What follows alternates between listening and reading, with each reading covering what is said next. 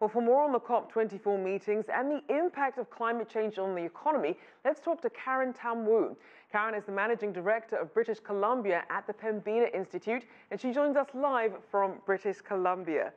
So let's start by looking at the fallout from carbon-based fuels. Economists say that the true cost isn't so much the market price, but rather these secondary fallout that's often unaccounted for. What are some examples and how are they factored in?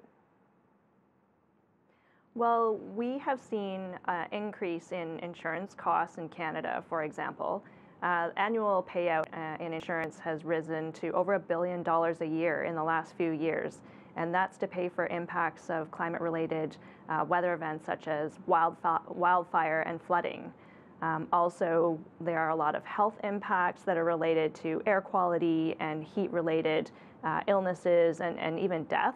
And so there's significant healthcare costs that could be associated with climate change as well. So these are some of the externalities that the cost of using fossil fuels needs to start factoring.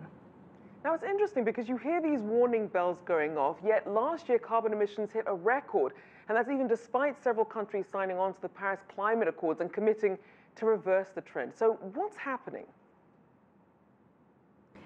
Well, I think a lot of countries have set out their nationally determined contributions, and countries have created their own climate plans, countries like Canada as well. And part of that needs to be, one of the key tools that needs to be included in a climate plan is a price on carbon, to send that price signal to the marketplace that polluting isn't free, and also there needs to be clean choices that are made available to communities, families, and businesses. Now, one way of doing that is a carbon tax, and economists say that that would help lower emissions. But we saw what happened to President Emmanuel Macron trying to put that theory into practice with the fuel tax. It resulted in riots. So are there examples of countries where businesses and consumers were able to do this successfully? Absolutely. That's why we're here talking today from British Columbia. We have a record in British Columbia of 10 years of having a price on carbon. The first 4 years when the tax was introduced back in 2008, it was combined with a robust package of climate policies. So that means there were incentives available for home retrofits, for example. And what we saw in the first 4 years is that fuel consumption decreased by about 17% in British Columbia. Consumption of fuels increased by over 1% in the rest of Canada. And we also saw emissions, carbon pollution, decreased by about 10% in the province, whereas it decreased by only 1% in the rest of the country. Meanwhile, our economy in British Columbia was healthy. Our GDP was stronger than that of the national average.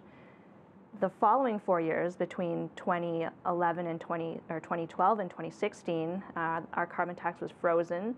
Many of the climate policies that were originally introduced were also repealed, and our emissions continue to rise. So we do have very clear track record of how we can have a price on carbon combined with climate policies that actually do bring down emissions and our economy continue to thrive.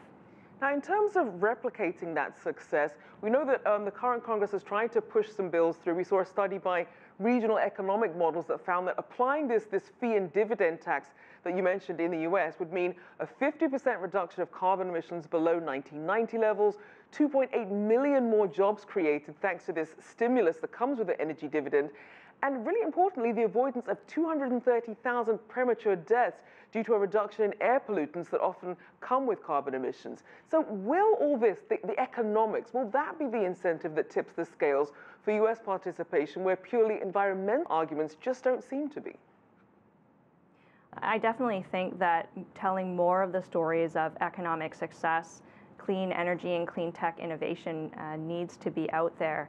And we can't simply just tax businesses and residents without telling about what the benefits of introducing climate policy and stimulating a clean innovation are. Certainly in British Columbia, we have seen emissions coming down, and for example, in the building sector, the government was able to stimulate a retrofit economy. And in British Columbia alone, green buildings provide over 30,000 jobs. The retrofit economy could be worth over 10,000 jobs and bring $4 to $8 million in GDP to the province alone every year. So certainly we can say We'll have a safer climate. We'll have more comfortable buildings that are more affordable to heat, and we're providing jobs across the province, if not across the country. And those are the kind of benefits that really need to be highlighted. And very quickly, we have about 20 seconds. What do you see as the main challenge then in getting governments and residents really incentivized? I think it's the connection of, if we don't take action now, we're going to be paying the price later. And also, again, just talking about what the benefits are of acting now. Pollution just is not free.